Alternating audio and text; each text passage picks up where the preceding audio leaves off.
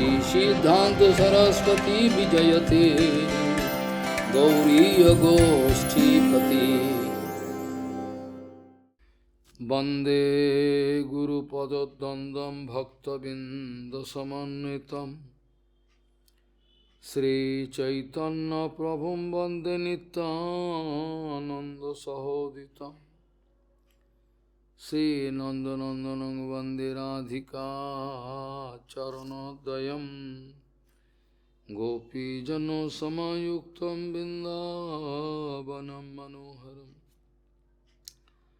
Vanchakalpataruvasya Kipasindhu Bhavacha Patitanang Pavunebhyo Vaishnavibhyo Namo Namaha Mukhaṁ Karoti Vācālaṁ Pangum Langhayatagirim Yat Kipatamahang Vande Paramananda Madhavam Vrindavai Tulsidev Vai Piya Vai Kesava Sacha Krishna Bhakti Pade Devi Sattvatvai Namo Namaha Narayana Namaskritta Naram Chaiva Narottamam Deving Saraswati Vyasam Tato Jayo Mudire Sankirtane Krishna Kathopadeshe Gauriya Patrasya Prakasane Sadhanurakta Guru Bhakti Yukta Bhakti Pramodaksha Jagodvarun Deyam Sada Paribhavagna Bhavishtadoham Tethaspadam Siva Virinchanatam Saranam Vetatiham Panutapal Bhavadiputam Bande Mahapurusate Charana Vindam Yat Pad Pallavan Kachandamani Chataya Vispurjita Kimapi Gavadu Swadarsi Purnanuragara Sasagara Saramurti Saradhikamai Kada Kipam Kursi Sri Krishna Chaitanya Prabhu Nityananda Sri Advaita Gadadhara Sivasadi Gaura Bhakta Binda Sri Krishna Chaitanya Prabhu Nityananda Sri Advaita Gadadhara Sivasadi Gaura Bhakta Binda Hare Krishna Krishna Krishna Hare Hare Hare Ram Ram Ram Hare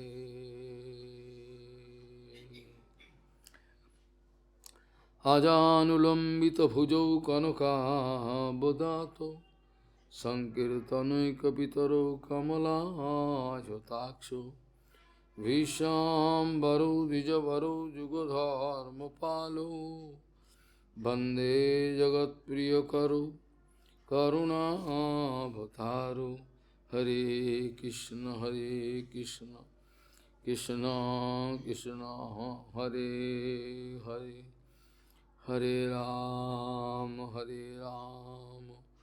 Ram Ram Hare Namami Gange Tava Pad Pankajam Sura Suruir Vandito Dibharupam Bhuktin Chamuktin Chatada Sinitam Bhavanurupena Sada Naranam Ganga Tarangaramaniya Jata Kalapam Gauri Nirantara Vibhushi Tabam Bhagam Narayano Priyamanangamadapaharam Varanasi Purapati Bhajavi Shanatham Vāgīṣa Vadane Lakshmi Jasya Bhaksasi Yasyāste Hidaya Sambhit Tam Nishingamaham Bhaji Hare Krishna Krishna Krishna Hare Hare Hare Ram Ram Ram Hare. Yatha yathatma parimejyate aso matpunna gatha savano vidhanai tatha tatha pashyati vastu suksham chakshusaiva anjano samprajuktam. Yatha yathatma parimejyate aso matpunna gatha savano vidhanai tatha tatha pashyati vastu suksham chakshusaiva anjano samprajuktam. Gauriya Goshtipati Srila Bhakti Siddhanta Saraswati Goswami Thakur Prabhupada Paramahamsa জগৎগুরু জানিয়েছেন, যে বস্তুটাকে আমরা চোখে দেখতে পাই না, যে বস্তুটা সম্বন্ধে কোনো ধ্যান ধারণা আমরা করতে পারি না, কোনো মতেই আমাদের অর্থবল, লোকবল, সমস্ত বিদ্যাবল, সমস্ত জড়ো করে বাজি লাগিয়ে দিলেও যে বস্তুটাকে আমরা জানতে পারি না, সে বস্তুটা সম্বন্ধে আমাদের কোনো কৌতূহল জাগ্রত হয় না। গৌরীয় গোস্বীপতি শ্রীশিলা ভক্তি সিদ্ধান্ত সরস্বতী গোস্বামী প্রভুপাদ পরমহংস জগৎগুরু জানিয়েছেন, যে বস্তুটাকে আমরা চোখে দেখতে পাই না, যে বস্তুটা সম্বন্ধে আমরা যে কোনো বিচার বিবেচনা করেও কোনো সিদ্ধান্তে উপনীত হতে পারি না, আমাদের যত বিদ্যাবল, লোকবল, অর্থবল সমস্ত কিছু বাজি লাগিয়ে দিল, যে বস্তুটা সম্বন্ধে আমরা কোনো রকম কিছু উপলব্ধি করতে পারি না, সে বস্তুটাকে জানবার রাস্তা কি আছে? আর কেনই বা জানব? জেনে কি হবে? জগতে তিন রকমের ব্যক্তি দেখা যায়। এক হলো তারা বলছেন ভগবান থাকে থাকুন আর না থাকে না থাকুন, আমাদের কোনো দরকার নেই, আমরা ভালোই আছি। ওরা ভগবানের ধার ধারে না। আর এক পক্ষ বলছেন ভগবান বলে কেউ নেই, হতেই পারে না, এই যা দেখছি এর বাইরে কিছু নেই। আর এক দল বলছেন ভক্ত সমাজ, দ্বারা বলছেন ভগবান বলে অবশ্যই একজন আছেন, যিনি না থাকলে পরে অনন্ত ব্রহ্মাণ্ড চলছে কি করে। এই তিন রকমের বিভাগ করা যায় মনুষ্য জাতিকে। যারা বলছেন ভগবান থাকেন থাকুক, না থাকেন না থাকুক, আমাদের কোনো দরকার নেই, ওরা বিশেষ রাজসিক প্রকৃতির ব্যক্তি, রাজস প্রকৃতির, নিজের অহংকারেতে তারা মত্ত, বিদ্যাবল, ধনবল, বিদ্যাবল সমস্ত কিছুতে তারা মত্ত হয়ে রয়েছেন। ধনমদে, বিদ্যামদে বৈষ্ণব না চিনে, ভগবান না চিনে, এই ধরনের। আর আরেকজন বলছেন ভগবান বলে কেউ থাকতে পারে না, যেটা ভগবান গীতাতে বলছেন যে আসরিক প্রকৃতির ব্যক্তিগণ পুরো অস্বীকার করে দিচ্ছে।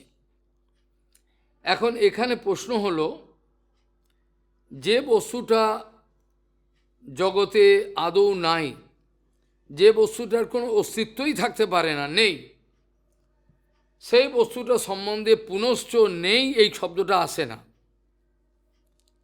যে বস্তুটা আদৌ কোনোদিন ছিল না, নেই, থাকবে না, সেই বস্তু সম্বন্ধে কখনো নেই বা আছে এই প্রশ্ন আসতে পারে না। এটা আমাদের নীতিশাস্ত্র বলছেন বিচার করে। যে বস্তুটা আছে সেটা নেই বা আছে এই প্রশ্ন আসতে পারে।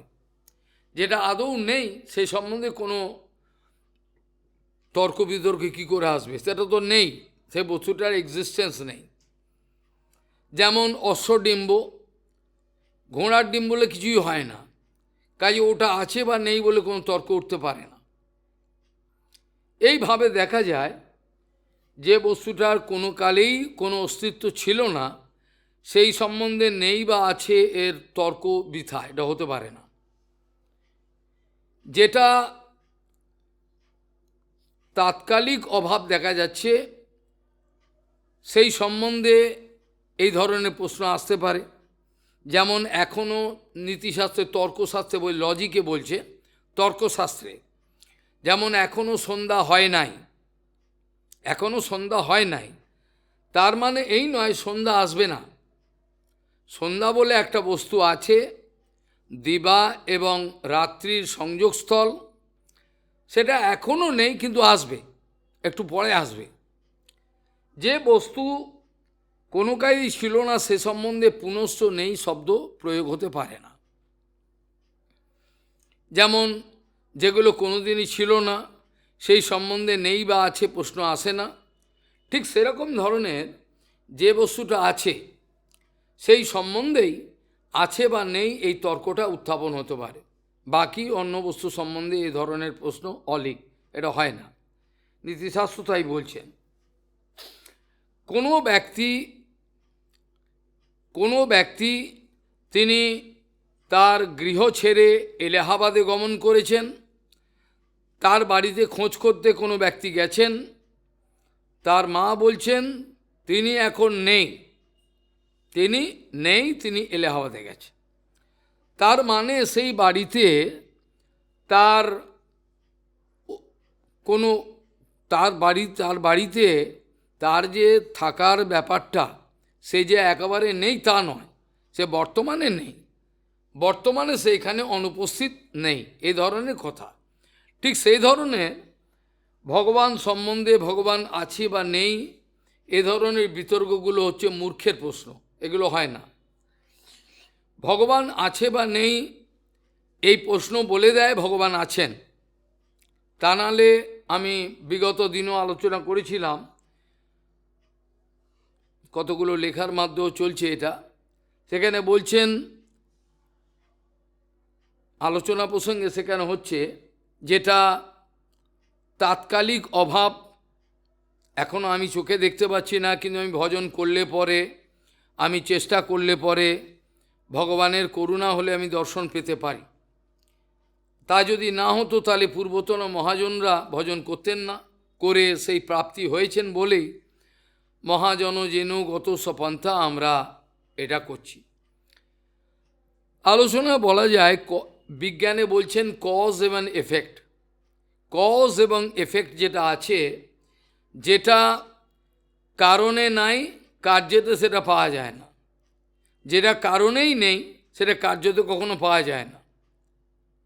যেমন আমি জল মন্থন করে কখনোই মাখন পেতে পারবো না, কারণ জলের মধ্যে মাখনের কোনো পোটেন্সি নাই। কিন্তু দুগ্ধ আমি মন্থন করে সেখান থেকে মাখন পেতে পারি, কারণ সেখানে দুধের মধ্যে মাখনের পোটেন্সি আছে। ঠিক সে ধরনের এই যে অনন্ত জগৎ, দৃশ্যমান জগৎ, এই দৃশ্যমান জগৎ প্রমাণ করে এই দৃশ্যমান জগৎ অনিত্য, এই দৃশ্যমান জগৎ নিত্য স্থায়ী নয় সেটা আমরা জানি। কিন্তু এই দৃশ্যমান জগৎ প্রমাণ করে এখানকার আনন্দ, এখানের উৎসব, এখানে সমস্ত কিছু প্রমাণ করে যে একটা নিত্য জগতের একটা সন্ধান আছে, যেটা আমরা সাধুগুরু বৈষ্ণবের মাধ্যমে লাভ করতে পারি। এছাড়া অন্য প্রকার যুক্তি এখানে খাটে না। যে শ্লোক দিয়ে শুরু করা হয়েছিল সেখানে বলছেন যথা যথা আত্মা পরিমিজ্যত অসৌ মৎপুণ্য গাথা শোভন বিধান। যেমন যেমনভাবে আত্মা অর্থাৎ আমাদের যে অন্তঃকরণ যেরকমভাবে আমাদের পরিমার্জন হবে, পরিষ্কার হবে, যেমনভাবে আমাদের অন্তরাত্মা, অন্তরের যে অন্তঃকরণ যে আছে যেটা দূষিত হয়ে পড়ে রয়েছে, এটা যে পরিমাণে আমাদের শুদ্ধ হবে সেই পরিমাণে আমরা সূক্ষ্ম জগতের দর্শন করতে পারি।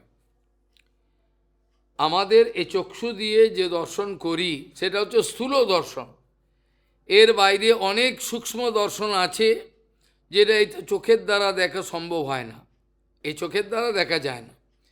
সেটা বলছেন যথা যথা আত্মা পরিমিজ্যত অসৌ, যেমনভাবে আমাদের অন্তঃকরণ পরিমার্জিত হবে, যেটা চৈতন্য মহাপ্রভু বলেছেন চেতো দর্পণ মার্জনম ভব মহাদবাগ্নি নির্বাপনম শিরকৈর্বচন্দিকা বিতরণম বিদ্যাবধূর জীবনম, যেটা বলেছেন এই চেতদর্পণ মার্জনের কথাটা এখানে আসছে। যেমনভাবে হরিকথা কীর্তনের দ্বারা, যেমনভাবে যে অন্তঃকরণ নিয়ে, যে ভাব নিয়ে আমি যতটা আগ্রহের সঙ্গে, যতটা তীব্র আগ্রহের সঙ্গে আমি অপ্রাকৃত জগতের ভগবানের কথা আমি শ্রবণ করতে থাকব, এটা বাইরের জগতের লোকের কাছে গল্প বলে মনে হলেও এটা বাস্তবিক সত্য কথা। যেমন পরিমাণে আমি অপ্রাকৃত জগতের কথা কীর্তন আমি শ্রবণ করব, শ্রবণ করার পর যেমন অনুকীর্তন করব, ঠিক সেই পরিমাণে আমার অন্তঃকরণ পরিষ্কার হবে, আর সেই পরিমাণে অপ্রাকৃত জগতের সূক্ষ্ম বস্তু আমাদের দর্শনের বিষয় হবে। আমাদের সেই অপ্রাকৃত জগতের বস্তু সূক্ষ্ম দর্শন আমাদের খুলে যাবে, তা নাহলে হবে না। যত্রোত্তম শ্লোক গুণানুবাদ প্রস্তুয়তে গ্রাম্য কথা বিঘাত নিষব্যমানম অনুদিনম মুমুক্ষুর মতিম সতীম যচ্ছতি বাসুদেবে। সেখানে বলছেন যত্র উত্তম শ্লোক গুণানুবাদ, যেখানে উত্তম শ্লোক মানে হচ্ছে উত্তম শ্লোকের দ্বারা যাকে নির্ণয় করা হয়, বর্ণনা করা হয়, এটা হলো উত্তম শ্লোক। আর একটা হচ্ছে উদ্গত তম যস্মাদ ইতি উত্তম, যেখানে তম রজর কোনো প্রসঙ্গেই থাকতে পারে, এমনকি শতও নেই, শুদ্ধ শত, সেটাকে বলা হয় একেবারে সম্পূর্ণরূপে, যেটাকে বলা বিশুদ্ধ, যেটাকে বলে উজ্জিত, ধর্ম প্রজ্জিত, যেটা বলা হয়েছে দ্বিতীয় শ্লোকে, ধর্ম প্রজ্জিত কৈত্যব অত্র পরম নির্মাস্বরানাম সতম। প্রজ্জিত মানে উজ্জিত, উজ্জিত মানে পরিষ্কার, আর মানে প্রকৃষ্ট রূপে একেবারে নির্মল, যেখানে মায়ার কোনো রকম গন্ধ পর্যন্ত থাকবে না, মায়ার কোনো রকম গন্ধ পর্যন্ত যেখানে থাকতে পারে না, সেটাকে বলে প্রজ্জিত, উজ্জিত একেবারে। এই ধরনের বিশুদ্ধ সত্য ভগবানকে বলা হয়, যেটা নারদজির সাধনসিদ্ধ নারদজির পূর্বজন্মের কথা, যেটা নারদজি মহারাজ ব্যাসদেবজি মহারাজকে বলছিলেন। সাধনসিদ্ধ, নিত্যসিদ্ধ নারদজির কথা বলছি না, সাধনসিদ্ধ নারদজি মহারাজ ভাগবতে তার নিজের ঘটনা বলছেন ব্যাসদেব গোস্বামীকে, তার শিষ্যকে। সেখানে সমস্ত ঘটনা বলার পর যে চাতুর্মাস্য ব্রত উপলক্ষে সাধুর একদল সাধু চাতুর্মাস্য সম্মুখে আগত জেনে তাদের সেই গ্রামেতে সেখানে থেকেছিলেন। চারিদিকে নদী, পাহাড়, জলের ঝর্ণা, সমস্ত কিছু, ফলমূল সব পাওয়া যাবে। আর শুকনো কাঠ দরকার হয়, সবসময় জ্বালিয়ে রাখে, ওদের দরকার, সেগুলো পাওয়া যাবে। এই কারণে তারা ওই জায়গাটাকে খুব পছন্দ করলেন। আর নারদজি মহারাজ তখন ছোট ছিলেন, বাচ্চা, 4-5 বছর। এই সাধুর দল চাতুর্মাস্য ওখানে রেখে দিলেন। সাধারণভাবে বাস্তবিক সাধুরা চাতুর্মাস্যকালে কোনো জায়গায় ভ্রমণ করেন না, কারণ ভ্রমণ করলে পরে তাদের যে নিষ্ঠা, যে আচার করবেন, চতুর্মাস যে কঠোরভাবে ব্রত পালন করবেন, সেটা বিঘ্ন হতে পারে, যেটা শ্রীমান মহাপ্রভু পর্যন্ত প্রমাণ করেছেন। যখন দক্ষিণ ভারতে গমন করেছিলেন, দক্ষিণ ভারতে যেখানে তিরুমল ভট্ট, বেঙ্কট ভট্ট আছেন, অর্থাৎ শ্রীরঙ্গ ক্ষেত্র, সেখানে তারা মহাপ্রভুকে অনুরোধ করেছিলেন, প্রভু এখন তো চাতুর্মাস্য ব্রত শুরু হতে চলেছে, এখন যদি দয়া করে 4 মাস আমাদের এখানে থাকেন ভালো হয়। প্রভু সেই 4 মাস থেকেছিলেন। এই চাতুর্মাস্য ব্রতর সময়তে সাধুরা সচরাচর কোনো জায়গায় দৌড়াদৌড়ি করতে চান না, হ্যাঁ, এতে কঠোর নিয়মে তাদের হরিকথা হরিকীর্তন চলতে থাকে, তাদের ব্যাঘাত সৃষ্টি হতে পারে। এই জন্য তারা নিয়মের ব্যতিক্রম করবেন না বলে তারা এক জায়গায় স্থিত হয়ে এই ব্রত পালন করে থাকেন। নারদজি মহারাজ বলছেন, সেই সাধুর দল যখন আমাদের গ্রামেতে থাকলো, তারা দিন রাত হরিকীর্তন হরিকথা বলতেন, কীর্তন করতেন, মালা করতেন।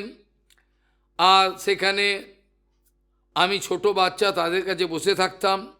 আমার খেলা করার কোনো ইচ্ছে ছিল না। ছোটবেলা থেকেই বলছেন যে আমি খেলা করার বড় একটা আগ্রহী ছিলাম না। সেই জন্য সাধুদের কাছে থাকতেন, তাদের কীর্তন কথা শুনতেন, মাঝে মাঝে তারা আদেশ করতেন কিছু কাঠের টুকরো নিয়ে এসো বা কিছু মাটি নিয়ে এসো, দরকার আছে। এইভাবে তাদের এই আজ্ঞা পালন করতে করতে, সামান্য আজ্ঞা কিন্তু পালন করতে করতে, তাদের কথা শুনতে শুনতে আমার হৃদয় এমনই নির্মল হয়ে গেল যে আমার আর সাধুসঙ্গ ছাড়তে ইচ্ছে করছে না।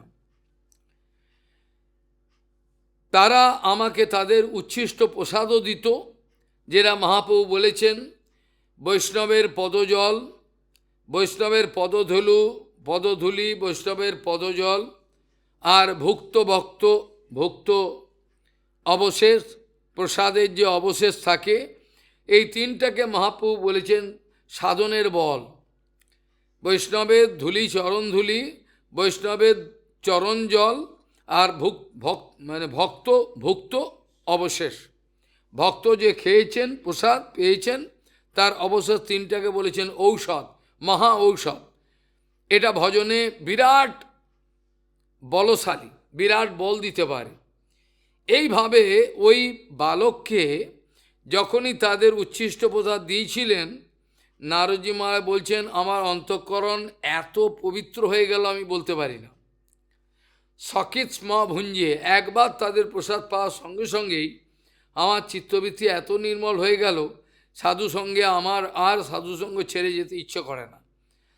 তারা যখন চলে গেল চাতুর্মাস্য ব্রতের পর, আমাকে কৃপা করে গেল, আমার ওপর তারা প্রসন্ন হয়ে আমার ওপর কৃপা করে গেল। আর কৃপা করার পর আমি যখন গ্রামেতে ছিলাম, আমার একমাত্র অবলম্বন ছিল মা। আমার দেখাশোনা করতেন মা, আমার বাবা ছিল না। এই মা আমাকে চোখের মণির মতো রাখতেন, আমাকে যত্ন করতেন, কিন্তু সেই মা চাকরানির কাজ করতেন, অর্থাৎ লোকের বাড়িতে গোবরের পরিষ্কার করতেন বা দুধ দোয়াতেন, বিভিন্ন রকম সেবা করে দিয়ে আসতেন ব্রাহ্মণের বাড়িতে বিভিন্ন জায়গায়। সেখান থেকে যা অর্থ তিনি পেতেন বা ভিক্ষা পেতেন, ও দিয়ে আমরা চলতাম। কিন্তু একদা এই চাতুর্মাস্য সাধু চলে যাওয়ার পর একদা আমার মা ভোরবেলা 4টে 4:30 ভোরবেলা সূর্য ওঠার আগে যখন গোদহন করবার জন্য কারোর বাড়ি যাচ্ছিলেন, তখন সাপের কামড়ে তিনি মারা গেলেন। সর্প দংশন করল। সর্প দর্শন করে মারা যাওয়ার পর আমার আর কেউ নেই, আমাকে আর দেখবার কেউ নেই, আমাকে যে কেউ আটকাবে, আমাকে কেউ পালন করবে, আমার কেউ নেই। একমাত্র আমার অবলম্বন ছিল মা। যখন মা চলে গেল, তখন সেই বাচ্চাটা বলছেন যে একমাত্র আমার ওপরে যিনি নজর রাখতেন তিনি চলে গেলেন, এটা আমার মঙ্গলের জন্য মা চলে গেলেন। তারপরে সেই শিশু দেখলেন যে এই গ্রামে থেকে আমার কি, এইভাবে সে চলতে আরম্ভ করলেন। গ্রাম, ক্ষেত, খরবাট, শহর বিভিন্ন পালন করে, আর দেখবার কেউ নেই, খাবি আয় যাবি আয় বলবার কেউ নেই। এই জন্য আমি মুক্ত হয়ে গেলাম স্নেহের বন্ধন থেকে। এবার আমি চলতে আরম্ভ করলাম। প্রচুর চলবার পর আমি ক্লান্ত হয়ে একটি গাছের তলায় বসবার আগে দেখলাম একটা জলাশয়। অপূর্ব সেই জলাশয়েতে আমি স্নান এবং জলপান করলাম। ক্ষুধাও ছিল, কিন্তু কি করব, কিছু নাই। এইভাবে একটি গাছের অবলম্বন করে, পৃষ্ঠ অবলম্বন করে একটু তন্দ্রা এসে পড়ল। সেই সময়তে বিদ্যুতের ঝলকের মতো, বলছেন বিদ্যুতের ঝলকের মতো ভগবান আমাকে দর্শন দিলেন। নারদজি বলছেন বিদ্যুতের যেমন ঝলক আমাকে দর্শন দিলেন, বিদ্যুতের মতো ঝলক দিয়ে উধাও হয়ে গেলেন। সঙ্গে সঙ্গে চোখ খুললাম, হৃদয়তে কাকে দেখলাম, কি অনাবিল এক আনন্দময় রূপ। কিন্তু তিনি কেন অন্তর্ধান করলেন? আমি তো সাধুগুরু বৈষ্ণবের শ্রী মুখারবিন্দ থেকে যা যা শুনেছিলাম সেইটাই চোখ বুজে চিন্তা করছেন। সাধুসঙ্গের মহিমা, আনন্দ, যেসব কথা শুনেছিলেন, ভগবানের গুণগান, এইসব কথা যখন চিন্তা করছেন, সেই সময়ই ভগবান বিদ্যুতের মতন হৃদয় আকাশে আবির্ভাব হলেন এবং হয়ে সঙ্গে সঙ্গে অন্তর্ধান করলেন। তখন সেই বাচ্চা বলছেন, আমি তখন সঙ্গে সঙ্গে জেগে উঠলাম, চোখ খুললাম, খুলে কাঁদতে আরম্ভ করলাম হাহাকার করে, যে ভগবান আপনি যদি দর্শন দিলেন, তাহলে এই রকম ধরনের দর্শন দিলেন কেন? এ দেখবার আমার কোনো সুযোগই হলো না, বিদ্যুতের মতো এলেন আর চলে গেলেন। এইভাবে যখন আমি ক্রন্দন করছি, হাহাকার করছি, তখন এক আকাশবাণী হলো। আকাশবাণীতে বলছেন এই আমার মতো বালককে যে এই জন্মে তুমি আর আমাকে দর্শন করতে পারবে না, এই জন্মে তোমার দর্শনের কোনো ক্ষমতা নেই, তোমার তো ভজন হয় নাই, তোমার তো এখনো গুরুচরণ আশ্রয় হয় নাই, ভজন হয় নাই, কিছুই নাই, কাজেই অবিপক্ক কষায়ানাম দুর্দর্শ অহম কুযোগিনাম। ভগবান বলছেন যাদের কষায় বলছেন, কষায় বলতে যে অনর্থের কষায়, মানে যেমন দীর্ঘদিন যাবৎ একটা কাঁচের গ্লাসে যদি চা খায়, একটা দেখবেন লাল মতো দাগ পড়ে যায়, বা যেটাতে খয়ের রাখা হয় একটা স্পট পড়ে। এই ধরনের তোমার যে হরিকথা কীর্তন করতে করতে তোমার পবিত্র হয়েছে ঠিকই কথা, কিন্তু তোমার এখনও অবিপক্ক কষায়ানাম দুর্দর্শ, এখনও তোমার পরিপূর্ণরূপে সে অবস্থাটা হয় নাই। অবিপক্ক মানে নপক্ক, অর্থাৎ পক্ক হয়নি। তোমার যে কষাইটা ওটা একেবারে বিধূত হয়ে নির্মল এমনও অবস্থায় আসেনি, আসবে, একেবারে পরিষ্কার হয়েছে, এখনও পরিষ্কার পুরোপুরি হয়নি। সেই জন্য বলছে অবিপক্ক, তোমার এখনও ভজনের পরিপক্ক তো হয়নি। আর মহাপ্রভুর কথা স্মরণ করলে সেখানে একই কথা। মহাপ্রভু বলেছেন রায় মহাশয়কে মহাপ্রভু বলেছিলেন সাধ্য বস্তু সাধন বিনা কেহ नहीं পায়, সাধ্য বস্তু সাধন বিনা কেহ नहीं পায়, কৃপা করি কহ রায় পাওয়ার উপায়। মহাপ্রভু বলেছিলেন কাকে? রায় মহাশয়। অর্থাৎ সাধ্য বস্তু পেতে গেলে সাধনের দরকার হয়, আর সাধনটা নিজের ইচ্ছামতো হয় না। সাধন কখনো নিজের ইচ্ছামতো হয় না। সাধন গুরু বৈষ্ণবের সুতীব্র আনুগত্যে, সম্পূর্ণ আনুগত্যেই সাধন হয়, সাধন এমনি হয় না। হেন বলছেন অবিপক্ক কষায়ানাম দুর্দর্শ অহম কুযোগিনাম। আমি তোমার এখনও তো যে পরিপক্ক অবস্থা হয় নাই, যেটা হলে পরে আমি দর্শনের বিষয় হই, সেই জন্য এখন তুমি আমার এই জন্মে আর দর্শন পাবে না। তবে হ্যাঁ, তুমি এই জন্মে অপেক্ষা করো, তোমার দেহ ছাড়বার পর আমি তোমাকে সঙ্গে সঙ্গে আমি অন্য ব্যবস্থা তোমাকে আমি করব। এই জন্মে তুমি এভাবে করে যাও, ভজন করে যাও, চেষ্টা করো, গুরুচরণ আশ্রয় করে। এইভাবে দেখা যায় যে অনর্থগ্রস্ত অবস্থায় কোনোরকমভাবেই ভগবত দর্শনের কোনো সুযোগ হওয়া সম্ভব হয় না, ভগবত দর্শন হয় না। সেই জন্য বলছেন যথা যেমন ভাবে আমার অন্তঃকরণের কনস্টিটিউয়েন্ট আমি বলেছিলাম গঠন, মন বুদ্ধি চিত্ত অহংকার আমি বলেছিলাম। অন্তঃকরণ এই চারটা, অন্তঃকরণ একটা, বোঝা গেল। অন্তঃকরণ কিন্তু চারটে নয়, অন্তঃকরণ একটাই, কিন্তু অন্তঃকরণের ফাংশন, অন্তঃকরণ যে ক্রিয়াকর্মটা, এই ক্রিয়াকর্মের বিভাগ অনুযায়ী এটা ভাগ হয়েছে। অন্তঃকরণ চারটে নয়, অন্তঃকরণ একটা, কিন্তু ওর ভেতরে বিভিন্ন ফাংশন অনুযায়ী নাম হয়েছে মন বুদ্ধি চিত্ত অহংকার। চিত্ত মানে যেটা মহাপ্রভু বলছেন চেত দর্পণ মার্জন, অর্থাৎ মহাপ্রভু প্রথমেই বলে দিলেন চিত্তটাকে নির্মল দর্পণের সঙ্গে তুলনা করা যায়, বুঝে গেল। মহাপ্রভু বলেছেন চিত্তটাকে নির্মল দর্পণের সঙ্গে তুলনা করা যায়, অথবা ভাগবতে বলা আছে জলাশয়, নির্মল জলাশয়ের সঙ্গেও তুলনা, নিবাত কোনো রকমভাবে কোনো বাতাস বইছে না, নির্মল জল, স্বচ্ছ জল, এটার সঙ্গেও তুলনা করা যায়। তাহলে চেতদর্পণ মার্জনন যদি এই আলোচনা হয়, তাহলে দর্পণ আমাদের যদি চিত্তের সঙ্গে তুলনা করা হয়, তাহলে তার উপর যদি দিনের পর যদি একটা সাধারণ বুদ্ধি, দিনের পর দিন যদি সেখানে ধূলিকণা পড়তে থাকে, তাহলে কিছুদিন পরে দেখবেন ওটাই যে দর্পণ আপনার জানা থাকবে না, বোঝা গেল। আপনি হয়তো জানেন না এটা দর্পণ, এখানে পড়ে রয়েছে কোনো একটা বাড়িতে, আপনি এসে যে ধুলো এত পড়ে রয়েছে আপনি বুঝতেই পারবেন এটা আয়না, আপনার তো জানার কথা নয়, যিনি রেখেছেন তিনি হয়তো জানতে পারেন। এইভাবে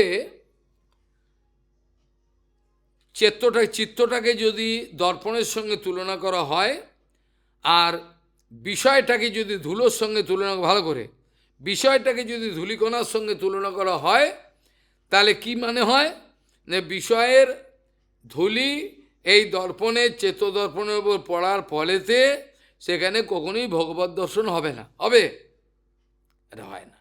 সেই জন্য বলছেন, যারা বাস্তবিক ত্যাগী জীবনে প্রবেশ করেছেন বা গৃহস্থ আছেন, কিন্তু খুব কট্টর গৃহস্থ, যে গৃহস্থ অত্যন্ত নিয়মপরায়ণ, কোনো ব্যভিচারী নয়, গৃহস্থ হলেই যে খারাপ এমন কোনো কথা নেই, অত্যন্ত কঠোর নিয়মে তারা গৃহস্থ জীবন যাপন করে, যেগুলো নিয়ম বৈদিক, তাদের প্রত্যেকের পক্ষেই, বিশেষ করে যারা ত্যাগী এবং যারা শাস্ত্র সিদ্ধান্ত কীর্তন করে থাকেন, লিখে থাকেন, যারা ভগবানের গুণগান করে থাকেন, তাদের জন্য এটা আরও বেশি গুরুত্বপূর্ণ।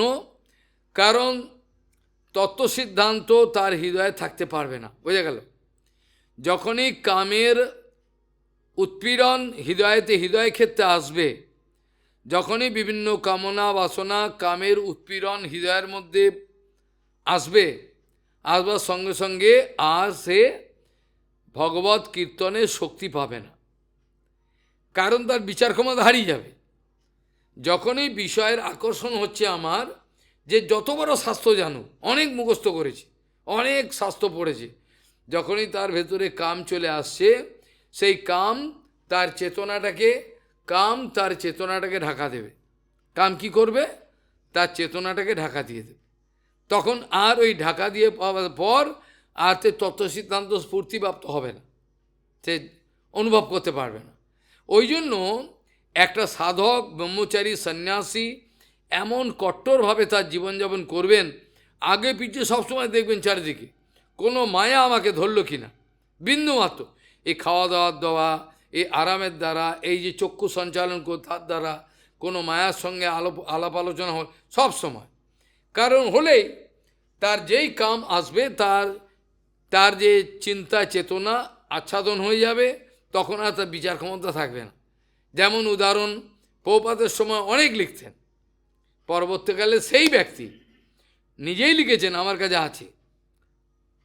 কাছে আছে, আপনি অবাক হয়ে যাবেন। সেই ব্যক্তি প্রভুপাদের আনুগত্যে লিখলেন এই গৌড়ীয় সিদ্ধান্ত। আবার ওই ব্যক্তি পরবর্তীকালে ঠিক নিজের উল্টো, নিজে যা যা বলেছিলেন তার ঠিক উল্টো লেখা লিখতে আরম্ভ। তা কী করে হয়? আচ্ছাদন পড়ে গেল, আর হবে না। এইভাবে যারা ব্রহ্মচর্য পালন করবেন, একবার যদি জীবনে কষ্ট করেন, যারা ব্রহ্মচর্য সন্ন্যাস, আমি জানি খুব কষ্টকর, বলবান ইন্দ্রিয়গ্রাম বিদ্যাংশমপি কারসতি, কালকে আমি আলোচনা করব। এ অসম্ভব, অসম্ভব বললে ভুল কথা।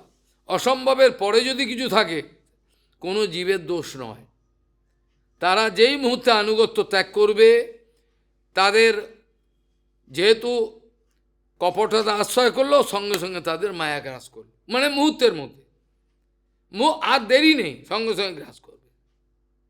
ওই জন্য একটাই কথা, এটা হলো বৃন্দাবনে, পাহাড়ে, জঙ্গলে ধুনি বাবা দেখেছো? ধুনি বাবা কি করে? ওটিকে জ্বালানো থাকে, আর মাঝে মাঝে নিভে গেলে ফুঁদে ধুনি জ্বলতে থাকে। ধুনিতে যেই ফুঁ দেওয়া বন্ধ করবে, ধুনি নিভে যাবে। সেরকম যতক্ষণ পর্যন্ত আমরা গুরু বৈষ্ণব ভগবানের সান্নিধ্যে থাকব এবং হরিকথা কীর্তনের মাধ্যমে থাকব অনর্গল, প্রভুপাদ বলছেন, নচেত তাদের ত্যাগী জীবনের মর্যাদা রক্ষা করা যাবে না। নিরন্তর, আমি জানি এটা অত্যন্ত কঠিন, এটা স্বর্গের দেবতাদের পক্ষেও কঠিন, কিন্তু আমরা তো স্বর্গের দেবতা হতে চাই না। আমরা ইন্দ্রের পদ, ব্রহ্মার পদ, কোনো পদই নেব না তো। আমরা গৌরাঙ্গ মহাপ্রভুর কাছেই যেতে চাই। সেই জন্য আমাদের একটা জীবন কষ্ট করতে হবে, হয়তো কষ্ট, কিন্তু কিছু কষ্ট না। যদি নিরন্তর গুরু বৈষ্ণবের স্নেহ আদরে পালন হই, তাহলে কামের দিকে তো নজর যেতে পারে না, চাই কি? যেতে পারে।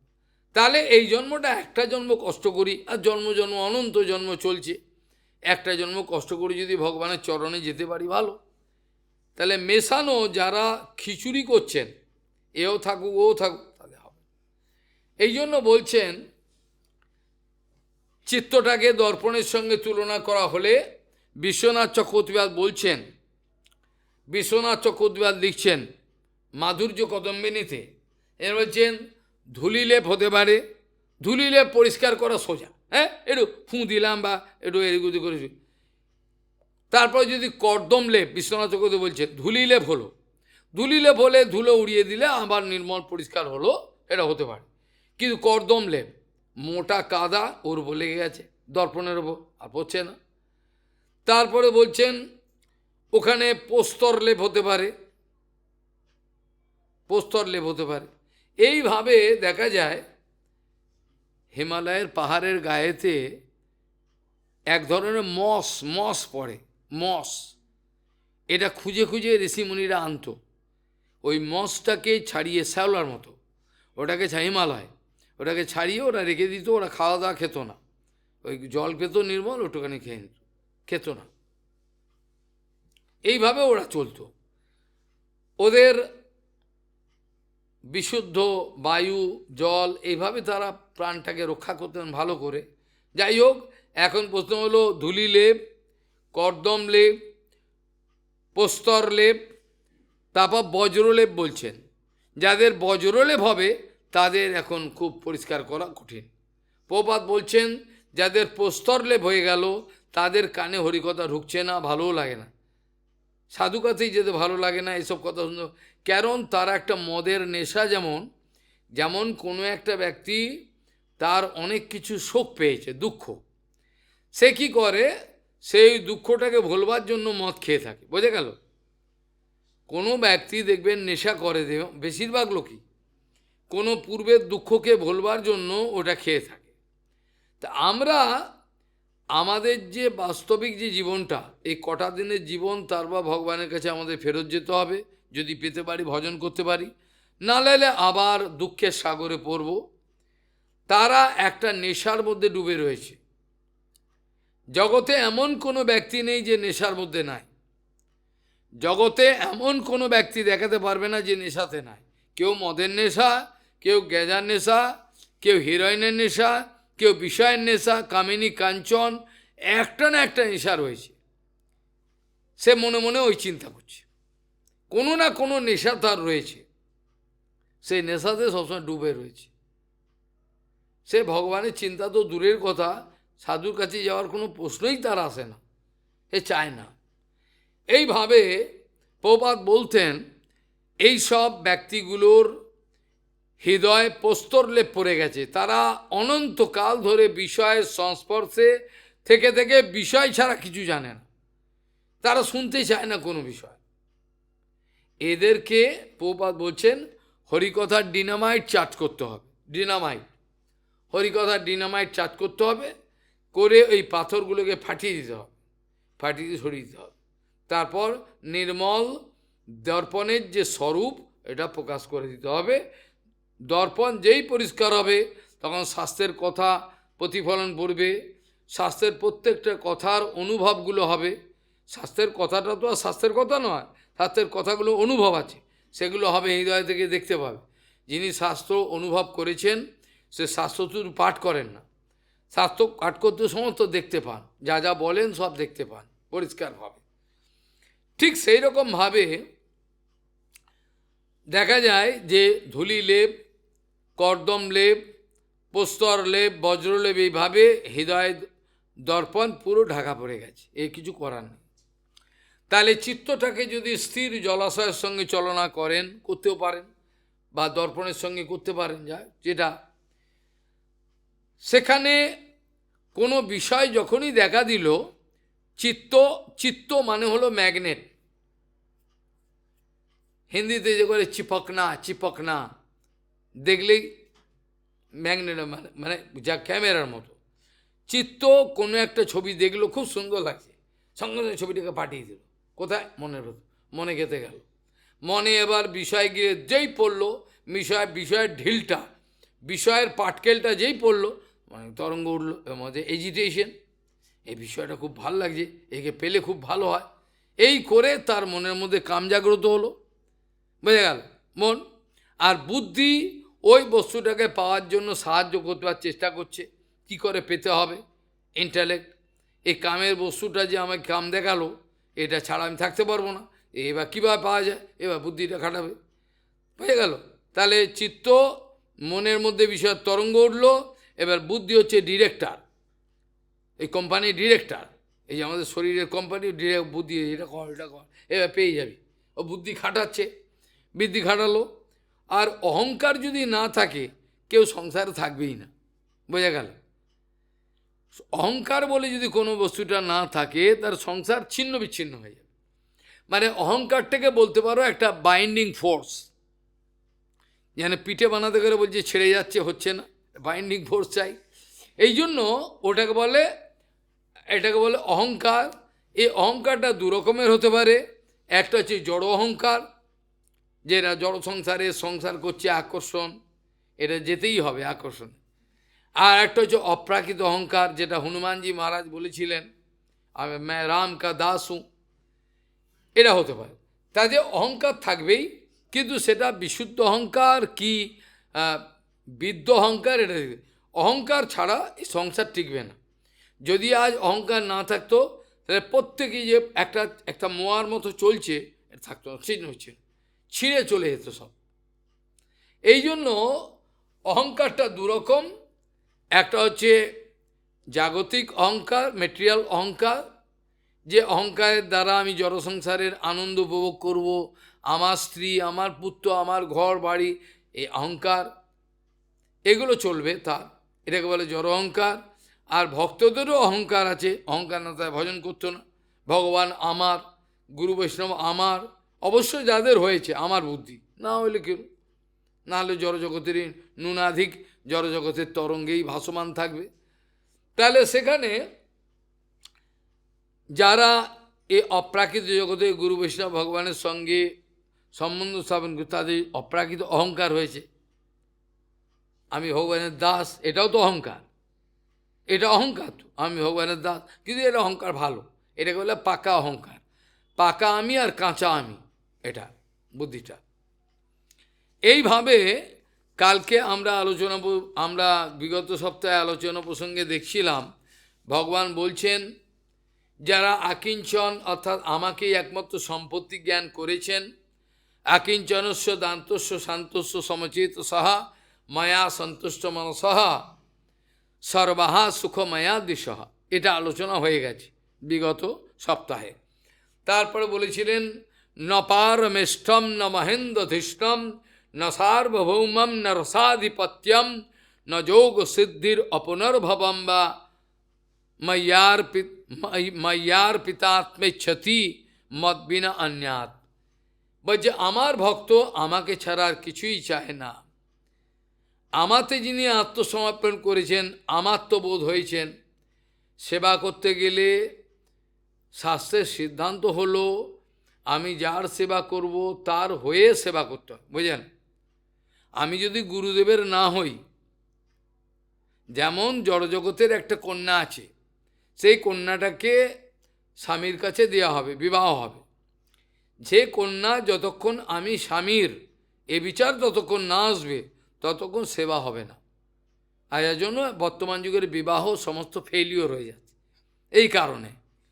অর্থাৎ স্বামীর হয়ে স্বামীর সেবা করতে, অর্থাৎ গুরুদেবের হয়ে গুরুদেবের সেবা করতে, এটা আমার থাকুক, ওটা গুরুদেবের, 10 আনা 6 আনা ভাগ হবে না। গুরুদেবের হয়ে গুরুদেবের সেবা করা, ভগবানের হলে ভগবানের সেবা করা যায়। ভগবানের হলাম না, আমি ভগবানের সেবা করবো কি? হবে না তো, অভিনয় হবে, ভগবানের অভিনয় হবে, সেবার অভিনয়। এই জন্য বলছেন আমাতে যিনি আত্মসমর্পণ করে আমার হয়ে গেছেন, তিনি আমাকে ছেড়ে, যেমন নচিকেতার কথা বলেছিলাম, কত পদ দিতে চাইছে, এলে আমি কিছুই নেব না, শেষে বলছেন আপনি কি আমার দেবেন না আমি চলে যাব, পরিষ্কার কথা, আপনি দিলে দিন, আমি চললাম, বলে না না দাঁড়াও দাঁড়াও, দেবো বলেছি দেবো, বলে আমার ওগুলো দিয়ে কাজ নেই, আপনি যাই দিন, আমাকে যদি আপনি 1 কোটি বছর আয়ু দেন, আপনি তো দিতেই পারেন, আপনি 1 কোটি বছর আয়ু দিলেও তো আমি তো নিত্য নয়, 1 কোটি বছর পরে তো আমি মরব, তা আমার তো আয়ু তো কখন যাবে আমি জানি না। তা আমিও অনিত্য জীবনে বাচ্চা ছেলে 5 বছরে, নচিকেতা বলছে আমি কিছুই নেবো না, আমি যেগুলো জানতে চাইছি আপনি বলুন আমাকে, যদি না বলেন আমি চললাম। উপমন্যুকেও কত লোভ দেখানো হয়েছে, কিচ্ছু করতে পারে। প্রহ্লাদকে ভগবান সাক্ষাৎ কত লোভ দেখালো, দেখেছেন কিনা? তো আর কিছু নেবেন না, এটা আপনাদের বিশ্বাস হবে না। যদি শালগ্রাম ছুঁয়ে বলতে পারেন, বৈষ্ণবরা বলে দেবে এই আপনি কি, আপনাকে ব্রহ্মাপদ দেবেন, আমি নেবো না। ইন্দ্র কিছু নেব, কামিনী কাঞ্চন কিছু না, ওর তো আস্বাদন পাবে না তো। ওরা তো কামিনী কাঞ্চন প্রতিষ্ঠা কোনো কিছু আস্বাদন পায় না। যারা ভগবানের নাম ভগবানের কথায় আনন্দ পেয়ে গেছেন, তারা কি ওসব জগতের কথা তো আর পাবেন না, তারাও ওতে ভুলবেন না। সেটা বলছেন ন পারমেষ্টম ন মহেন্দ্র ধৃষ্টম ন সার্বভৌমম ন রসাধিপত্যম ন যোগ সিদ্ধির অপুনর্ভবম বা ময়্যার পিতাত্মেচ্ছতি মদ্বিনান। আমাকে ছাড়া তার কিছুই চায় না, আমাকে ছাড়া তারা কিছুই নেবে না, এতই আনন্দ। গোপকুমারের জীবন দেখো, গোপকুমারের পুরো কথাটা পড়লে পরে কি না পেয়েছিল। তাকে রাজা বানিয়ে দেওয়া হয়েছিল, রাজরানী সব দেওয়া, কিচ্ছু নেবে না সে, তার ভালো লাগছে না, কোনো কিছুই তার ভালো লাগছে না। এমনকি বৈকুণ্ঠ লোকে গিয়েও তার মজা হচ্ছে না, কি সেখানে কিছু পাচ্ছে না, যেগুলো চাই সেগুলো পাচ্ছে না। তার মন তো নিয়ে নিয়েছে মদন গোপাল, সে ওই জন্য পাচ্ছে না। সে তো ব্রজবাসী, তো অ্যাকচুয়ালি সে হচ্ছে ব্রজবাসী। এই যে যার কথা বললাম গোপকুমার তো ব্রজবাসী, ও গোবর্ধনের তীরে তার জন্ম হয়েছে, ওর ভাল লাগে না, কিছুতেই তার ভাল লাগছে না। ওই জন্য এক ব্রজবাসী আমাদের গোশালায় এসে থেকেছিল, তাকে মায়না দেওয়া হবে বলা হয়েছিল সব কিছু। মহারাজ আচ্ছা নেই লেগা, রাধে রাধে বৃন্দাবন ও আচ্ছা লাগতা, হ্যাঁ আমাদের তো অধিকার নেই, ও এখানেই ভাল লাগে। এখানে যদিও ভালো, কিন্তু ভাল লাগছে না, ওখানে সেই পরিবেশ নেই। এখানে কেউ রাধে রাধে বলে না, কৃষ্ণ কৃষ্ণ বলে না, গৌর গৌর বলে না, বলে কি কেউ বলে, কি লাভ নেই, আনন্দ। কাজেই বলছেন ভগবান তারপরের দিন, আগের দিন আমি বলেছিলাম, ভগবান বলছেন দেখো উদ্ধব, ন তথা মে প্রিয়তম আত্মজনির ন শঙ্কর ন চ শঙ্কর সনো ন শ্রীর নৈবা আত্মা চ যথা ভবান। তুমি যেমন আমার প্রিয় উদ্ধব, ঠিক তেমন প্রিয় আমার ব্রহ্মাও নয় আত্মজনীর, শঙ্করও আমার অত প্রিয় নয়, শঙ্কর্ষণ আমার যে ভাই সেও এত প্রিয় নয়, আমার যে বক্ষবিলাসিনী লক্ষ্মী দেবী লক্ষ্মী তিনিও আমার অত প্রিয় নয়। নইবা আত্মা, আচ্ছা ওগুলো ছেড়ে দাও, আমি যে আমার নিজের এত প্রিয়, সবাই সবার প্রিয় হয়, আপলে মাঝে বাপের নাম বলে, সে নিজের প্রিয়, আমার নিজেও এত প্রিয়, আমার নিজেকে আমি এত ভালোবাসি না। যথা ভবান, যতটা তুমি আমার কাছে প্রিয় উদ্ধব, এর চেয়ে প্রিয় কেউ। তারপরে বলা হয়েছিল নিরপেক্ষম মুনিম স্বান্তম নির্বৈরম সমদর্শনম অনুব্রজামি অহম নিত্যম প্রিয়তি অঙ্গ্রেরমে। আমি সেই নিষ্কিঞ্চন ভক্ত, যারা নিরপেক্ষ, মৌন ধারণ করে, আমার কথা কীর্তন যারা কিছু বলে না, বিষয় যন্ত্রণা থেকে উপরত হয়েছেন, তাদের ভক্তির কারণে বিষয় কোনোরকম তাদের পীড়া দেয় না, অশান্ত করতে পারে না, তাদের কোনো শত্রু নির্বৈরম, আর তারা সমদর্শন, সর্বভূতে ভগবত দর্শন করে সবার সঙ্গেই তারা জানেন কেউ আমার শত্রু নয়। তাদের সেই রকম সাধুগণের পিছনে অনুব্রজামি অহম নিত্যম, আমি সব সময় তাদের পিছনে থাকি, তাদের চরণধুলিতে পবিত্র হওয়ার জন্য আমি। পরে ভগবান বলছেন নিষ্কিঞ্চনা ময়ি অনুরক্ত চেত সহা শান্তা মহান্ত অখিল জীব বৎসলা। অর্থাৎ মহান্তের লক্ষণ বলছেন, মহান্তের লক্ষণ কি কি? মহান্ত বিষয়ের প্রতি আকর্ষণ আছে, বড় মন্দিরের মহান্ত হবে না। মহান্তর লক্ষণ নিষ্কিঞ্চনা, আমি ছাড়া আর কিছু, তার কোনো সঞ্চয় কোনো করবার কোনো বৃত্তি তার মধ্যে নাই। নিষ্কিঞ্চনা মই অনুরক্ত চেতসা, আমার প্রতি তার এত অনুরাগ কল্পনা করা যেমন চেতসা, আর শান্ত, বিষয়ের কোনো আকর্ষণ নেই, যন্ত্রণা নেই। আর এরা হল মাহান্ত। আর অখিল জীব বৎসলা, মানে যে কোনো জীব, অখিল জীব বৎসলা মানে খালি মানুষের প্রতি দয়া নয়, যে কোনো প্রাণীর প্রতি তাদের দয়া হয়। অখিল জীব বৎসলা, তাদের কথা বলতে গিয়ে ভগবান বলছেন, কামৈর রণালব্ধ ধিও জুসন্তি তে নৈরপেক্ষম ন বিদুহু সুখম মম। এদের কামের দ্বারা তাদের হৃদয় কখনোই প্রতিহত হয় না। আমাতে অনুরক্ত, আকিঞ্চন, শান্ত, নিরভিমানী, সর্বজীব বৎসল, এই যে আছেন, যিনি আছেন, কোনোরকমভাবেই কামের দ্বারা তার হৃদয় অভিভূত হয় না। কামের দ্বারা সে তার হৃদয়কে বিষাক্ত করতে পারে না। আমাদের হৃদয়কে বিষাক্ত করে কখন? কামের দ্বারা। আমরা যে বলি 5 বার চান করবো, কাপড়টা ধুতে হবে, ছুঁয়ে দিল, বলি তো, কিন্তু এরা জানে না যে অন্তঃকরণ যদি অপবিত্র থাকে তাহলে আর বাইরের পবিত্রতা দিয়ে কিছু হবে না। যে অন্তঃকরণে সর্বদাই গুরু বৈষ্ণব ভগবানের স্মৃতি নাই, সে অন্তঃকরণ অপবিত্র, সেখানে কাম রয়েছে। আর কাম থাকলে যতবার চান করে পবিত্র হতে পারবে না। পবিত্রতা দুরকম, অন্তঃশৌচ বাহির শৌচ, কিন্তু যেখানে অন্তঃশৌচ নেই সেখানে বাহুর শৌচ দিয়েও কোনো লাভ হবে, খুলি কাপড়টা ধুলেই হবে না। সবচেয়ে বড় বিপদ হলো এখানে। সেখানে বলছেন, এই অবস্থায় আমাতে অনুরক্ত চিত্ত, আকিঞ্চন, শান্ত, নিরভিমান, সর্বজীব বৎসলা, কামের দ্বারা অনভিভূত, কামের দ্বারা অস্পৃষ্ট ব্যক্তি আমার যে অহেতুকী ভক্তি সুখ ভোগ করে থাকে, তাদৃশ গুণসম্পন্ন ভক্ত ভিন্ন অন্যে অপর লোক জানতে পারে না। এই যে পাগলের মতো রয়েছে, খাওয়া দাওয়ার ঠিক নেই, এর কোনো শোয়ার ঠিক নেই, এ কী আনন্দে রয়েছে। এরা বলছেন, ভগবান বলছে বাইরের লোক কিন্তু একে দেখে বুঝতে পারবে না।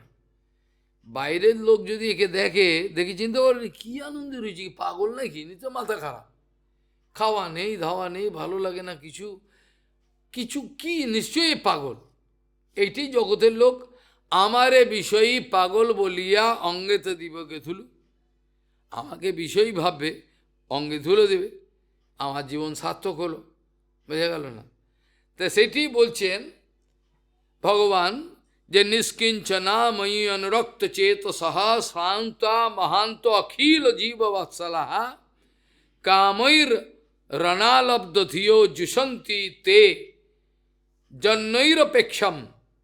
যারা নিরপেক্ষ অবস্থায় বিচরণ, আমি আমার একে বেশি ভালোবাসি, একে এ আমার নিজজন, একে একটু লুকিয়ে কিছু দিয়ে দিই, ও আমার ভালোবাসে না, ওকে দেবো না, এই ধরনের কিছু। নিরপেক্ষ, প্রত্যেকের প্রতি নিরপেক্ষ তিনি।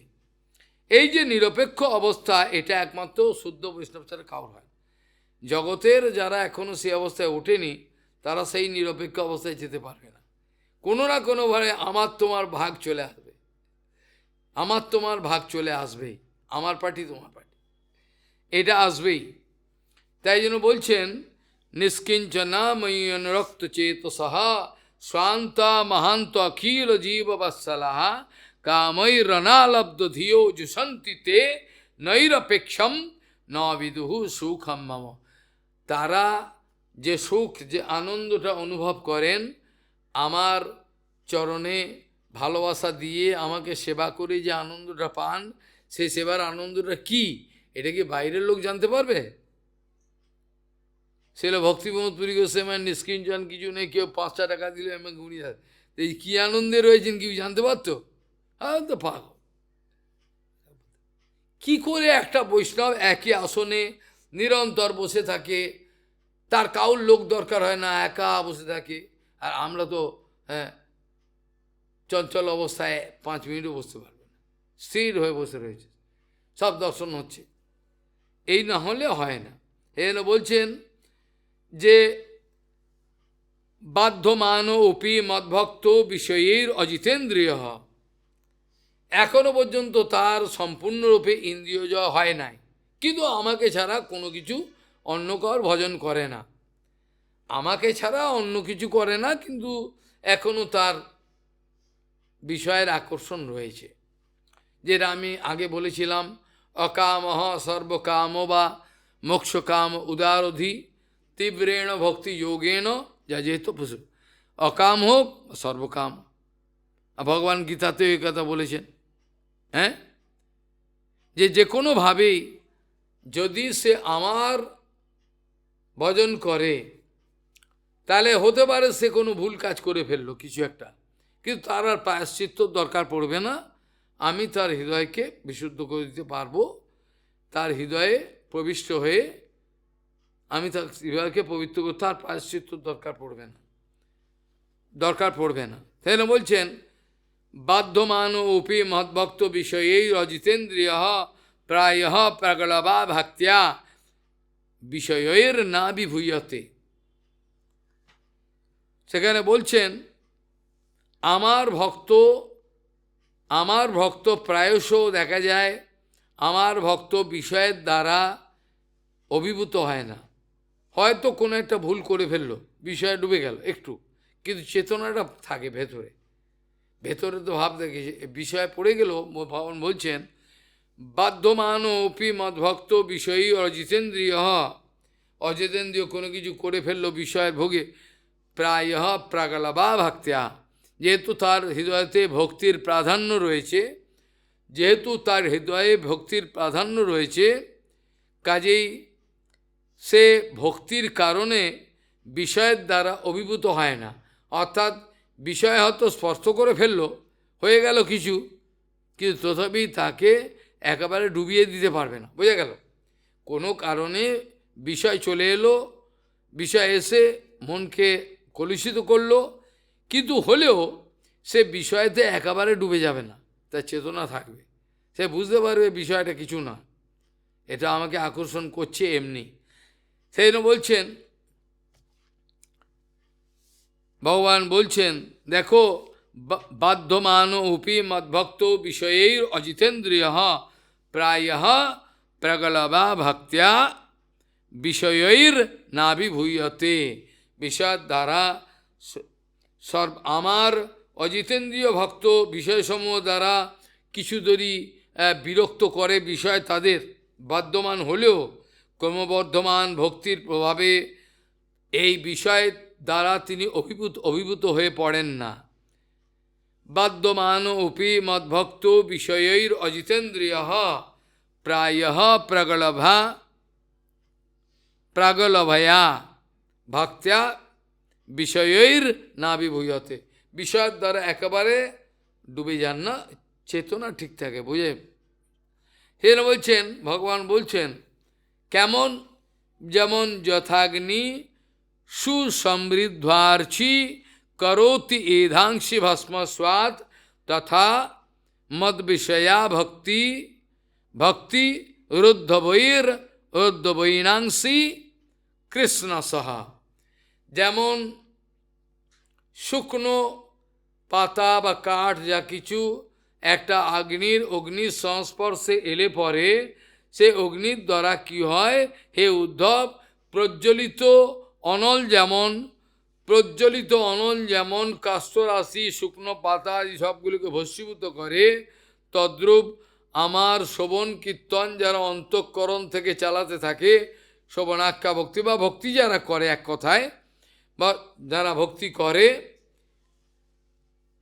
সেই ভক্তি তাদের ওই পাপ রাশি অন্তঃকরণ যে পাপ চলে এলো, নোংরা চিন্তা চলে এলো, সেই পাপ রাশি নিঃশেষ রূপে ভস্মীভূত করে দেয়, রাখতে দেয় না। বিষয় এলো কিন্তু পরক্ষণে লজ্জা হলো, এই কেন করলাম, ছি, এরমভাবে তার সেই প্রজ্বলিত ভক্তির অগ্নি সেগুলোকে পুড়িয়ে ছাই করে দেবে, আর রাখতে দেবে না। এরা বলছেন যথাগ্নি সুসমৃদ্ধার্চি করোতি এধাংশি ভস্মস্বাদ, যেমন প্রজ্বলিত অগ্নি কাষ্ঠরাজি এবং শুকনো পাতা আদি সব কিছুকে জ্বালিয়ে খাক করে দেবে, তথা মদ বিষয়া ভক্তি, আমার বিষয়ে যে ভক্তি উদ্ধব, এইগুলো অনায়াসে ওই যে একটা পাপ ঢুকে গেল মনের মধ্যে, একটা নোংরা চিন্তা, এগুলোকে পাপ করে দেবে যদি নিষ্কপট হয়। এই কথাটা কিন্তু মনে রাখতে হবে।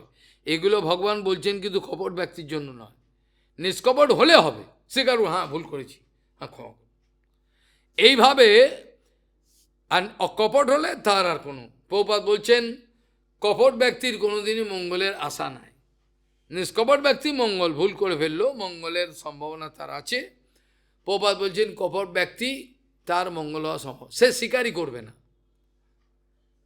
সে বরঞ্চ ওই দোষগুলোকে নিজের যে ভেতরে দুর্বলগুলোকে ঢেকে রাখবে, এই যেন কেউ না দেখে, তার আমাকে সম্মান করবে না, লুকিয়ে রাখবে, তার হবে না, তার হবে না। কেন? পবিত্র করবার রাস্তা তো একটাই, সাধুগুরু বৈষ্ণব। আত্মপবিত্র কে করবে? আমি নিজে নিজে পবিত্র হতে পারবো না তো। এই যে মনিরি যে ওরা একে একে তপস্যা করে মায়াবাদীগণ, কি পবিত্র হয়? যেখানে ভক্তিই নেই সেটা তো পবিত্র বলা যায় না, যেন পড়ে যায় আবার। এই জন্য ভগবান বলছেন দেখো উদ্ধব, তোমাকে একটা কথা বলি, ভক্তি হলো সবচেয়ে বড় জিনিস। আমি ভক্তির ওপরে আর কোনো কিছুকেই আমি মান্যতা দিই না। যোগ জ্ঞান তপস্যা যা কিছু করো কোনোটাকেই আমি কিন্তু প্রাধান্য দিতে পারি না। যেটা মহাপ্রভু বলেছিলেন, অসুরও তপ করে তাহে কিবা ফল। আরে অসুরও তপস্যা করে, তাতে কি ফল হয়? তপস্যা তো অসুরও করতে পারে, তাতে কি ফল হয়? তাকে ফল পাবে? তপস্যা করলেই যে হয়ে যাবে এমন ভগবানকে পাবে এমন কোনো কথা নেই। সেই জন্য গুরু বৈষ্ণব আনুগত্যে যুক্ত বৈরাগ্যকে আশ্রয় করা, যুক্ত বৈরাগ্যকে আশ্রয় করে কিভাবে ভগবান সন্তুষ্ট হন। যদি ভগবান আমার উপর সন্তুষ্ট হন, তাহলে আমি বাইরে কপটতা করে আমি এসব দেখিয়ে লাভটা কী হবে? ভগবান আমার উপর সন্তুষ্ট, তা ভগবান সন্তুষ্ট, আমি বাইরের আমি আর অভিনয় করার দরকার নেই।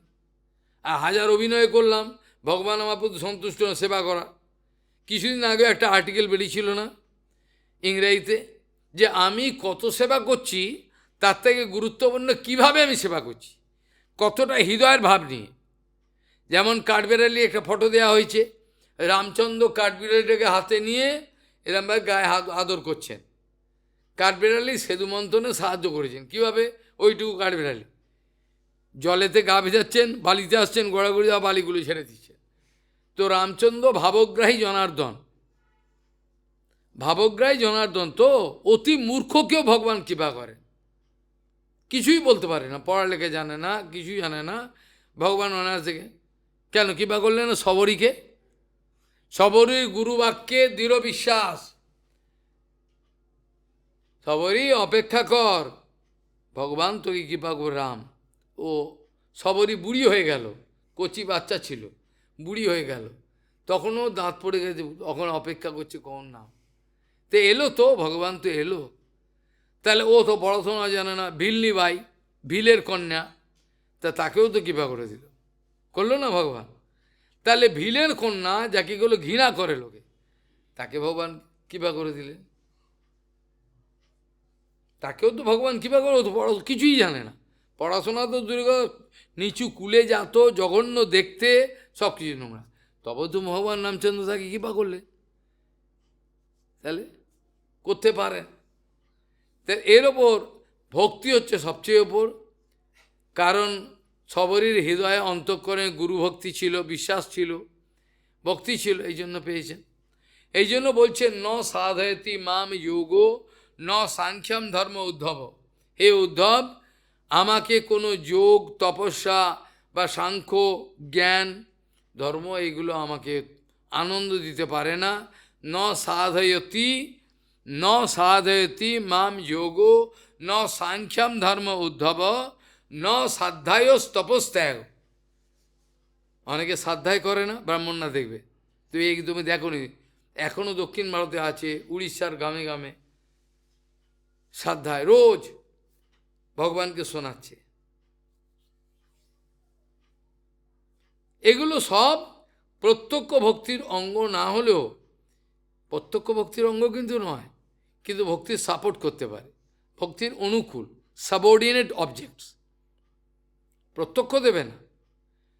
আর যেমন গুরু বৈষ্ণবের সেবা, গুরু বৈষ্ণব আনুগত্যে সেবা করা, এটা যেমন সঙ্গে সঙ্গে ভক্তি দেবে। বাদবাকি সাধ্যায় অধ্যায় নিরুদ্ধায় ব্রত এগুলো করতে পারো, এগুলো ভক্তির অঙ্গ দিতে পারে, প্রোভাইডেড তোমার অন্তঃকরণ সঠিক নিয়ে করেছ, তাহলে দেবে। তাহলে বলছেন ন সাধয়তি মাম যোগো ন সাংখ্যম ধর্ম উদ্ধব ন সাধ্যায় তপস্ত্যাগ যথা ভক্তির মম ঊর্জিতা। ভক্তিকে যেমন, ভক্তি যেমন আমার ঊর্জিতা, সমস্ত কিছুর ঊর্ধ্বে, ততটা আমার যোগ, সাংখ্য জ্ঞান, সাধ্যায় তপস্ত্যাগ কোনোটাই আমার ততটা প্রিয় না। যথা ভক্তি, ভক্তিতে আমি যত প্রসন্ন হই, ভক্তি মানে ভগবানকে সেবা করার বৃত্তি, ভজ ধাতু। ভগবানকে কে কতটা সেবা করতে হবে? তুমি তপস্যা করছো, তুমি তপস্যা করছো, তাতে ভগবানের সুবিধে কী হলো?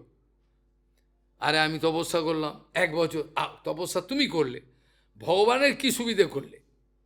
এ তুমি তপস্যা করলে, তুমি তপস্যা করলে, তুমি স্বার্থপর। যেমন তপস্যা করলেই বল বাড়বে, শক্তি বাড়বে। হিরণ্যকশিপু তপস্যা করলো, কার জন্য করলো? এখন কষ্ট করছি, কালকে ভোগ করব, এই তো মতলবটা কি? আজকে আমি এত 1000 বছর তপস্যা করব, 10,000 বছর, কালকে সব লুটে ফুটে নেবো, সুদে আসলে তুলে নেবো, তাই কি না? তাই কি না? এই তপস্যায় কী দাম? আজকে আমি খাচ্ছি না, নাক টিপে বসে রয়েছি, পেট টিপে বসে রয়েছি, লাভটা কি? আমি ভগবানের সেবা করছি কি না? নির্মল অন্তঃকরণের সঙ্গে, কে কত আদরের সঙ্গে একটা তুলসী পাতা ভগবানের চরণে দেবেন, যে কত যত্ন করে আমাদের গুরুমা, সেটা দেখলে আপনি বুঝতে পারতেন। বা আমাদের এগুলো যারা দেখেছে তারা জানে, একটা শালগ্রামের গায়ে বা গিরিরাজের গায়ে কালকে তুলসী দেয়া রয়েছে, সেটা ভক্তিকুমার মধুসূদন গোস্বামী মহারাজ যখন তুলছেন, যেন মা যেমন একটা কচি বাচ্চাকে একটু আবার একটু জল দিচ্ছেন, না গায়ে না লাগে, এইরকম আস্তে আস্তে ফটাং করে তুলে নিল। আমরা ওষুধের মতো দুম করে তুলে নিল, সময় নেই, দিয়ে দে তুলসী, নিল নিল না নিল, এরকম নয়, যত্ন। হ্যাঁ, গুরু মা বলছেন বিনা প্রেম সে নাই মিলে নন্দ লালা বাবা, বলতেন না, হাসতেন। ওরা যত্ন করে না, ও মনে করে দুটো ফুল দিয়ে দিলাম, এ করে মাছ দিয়ে হয়ে গেল, যা হয়ে গেছে, ভক্তি হয়ে গেল। কে কত যত্নের সঙ্গে আদরের সঙ্গে করবে, সেটা কতটা বেশি সেবা করলাম, এর থেকে গুরুত্বপূর্ণ হলো কি মনোভাব নিয়ে করলাম, এটা গুরুত্বটা বেশি দেন। যেমন কাঠবেড়ালির সেবাটাকে না রামচন্দ্র বেশি গুরুত্ব দিলেন, একটা ছোট্ট কাঠবেড়ালি, ভাবগ্রাহী জনার্দন, বস্তু জগতের কি নেবে, ভগবান তো বস্তু জগতে কিছু নেন না। তাই যে এখানে বলছেন ন সাধয়তি মাম যোগো ন সাংখ্যম ধর্ম উদ্ধব ন সাধ্যায় তপস্ত্যাগ যথা ভক্তির মম অর্জিত। ভক্তি যেমন আমার অত্যন্ত প্রিয়, আমার হৃদয়গ্রাহী, ততটা আর কোনো কিছুই আমার। উদ্ধব জেনে রেখো, ভক্ত্যা অহম একয়া গ্রাহ্য শ্রদ্ধয়া আত্মপ্রিয় সতাম ভক্তি পুনাতি মন্নিষ্ঠা সপাকান অপি সম্ভবাত। যদি সপক আগে, সপক মানে কুকুর, কুকুরের মাংস খেত আগে, কিন্তু তার মধ্যে যদি ভক্তি আসে, তাহলে তাকে আমি প্রচণ্ড ভালোবাসি। গুহক চণ্ডাল রামচন্দ্র মিতালি বন্ধুত্ব করলো, তাকে আলিঙ্গন করছে, বন্ধু তুমি বড় কৃপা করলে, আমায় পার করে নিয়ে গেল, শুকনো ফলমূল দিল, রামচন্দ্র কি খুশি, শুকনো ফলমূল, এ তো চণ্ডাল, তো তার শুকনো ফলমূল দিল, পা ধোয়া জল দিল, রামচন্দ্র কি খুশি, ওকে আলিঙ্গন করলো, বন্ধু বললেন, সে ছেড়ে দিয়ে এলো একটু দূরে। কাজেই ভগবান বলছেন ভক্ত্যা অহম একয়া গ্রাহ্য, ভক্তির দ্বারাই আমি গ্রাহ্য হয়ে, আমাকে জানা যায়।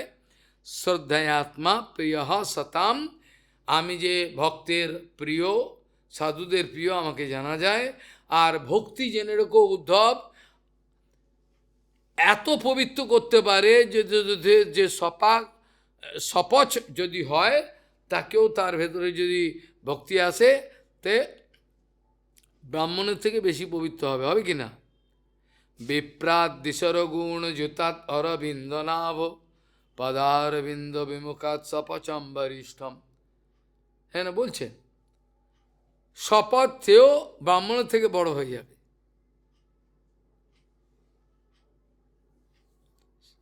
এইভাবে বলছেন ভগবান, ভক্তা অহম একয়া গ্রাহ্য শ্রদ্ধয়াত্মা প্রিয় সতাম ভক্তি পুনাতি মন্নিষ্ঠা সপাকান ওপি সম্ভবাত। এই যে সপজ কিন্তু জন্ম, তারও পবিত্র হয়েছে, বিরাট ভক্তি এলো মানে সব হয়ে গেল আমি তাকে। আর ধর্ম সত্য দয়োপেত বিদ্যা বা তপসান্বিতা হ্যাঁ মদ ভক্ত্যা পেতমাত্মনম ন সম্যক পুনাতিহি। বলছেন ভগবান বলছেন,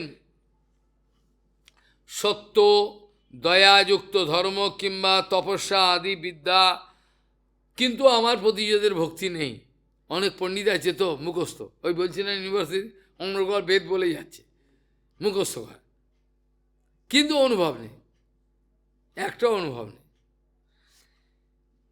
এই জন্য বলছেন ভক্তিবিহীন তার আত্মাকে পবিত্র করতে পারবে না, আত্মাকে সম্যক প্রকারে পবিত্র করতে পারে না।